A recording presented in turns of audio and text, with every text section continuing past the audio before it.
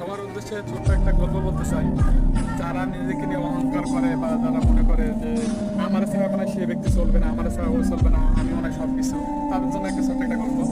একটা মোরগ প্রতিদিন সকালবেলা ওইটা ডাকাডাকি করে এবং সে মোরগ পরে ভাবতে লাগলো যে আমি হয়তো ডাকি বিধায় হয়তো প্রতিদিন সবাই ওইটা কাজ করতে পারে, আমি যদি সকালে না ডাকে হয়তো মানুষের ঘুম না ভাঙা দিতাম তাহলে তার মানে কাজ হতো না। পরের দিন সে মোরগ কি করলো, সে হচ্ছে ডাকাডাকি বন্ধ করে দিল যে আমি কালকে সকালে ডাকবো না, কালকে থেকে মানুষ কিভাবে ওঠে।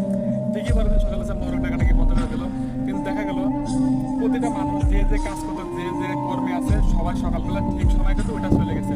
পরে মোরগ ভাবলো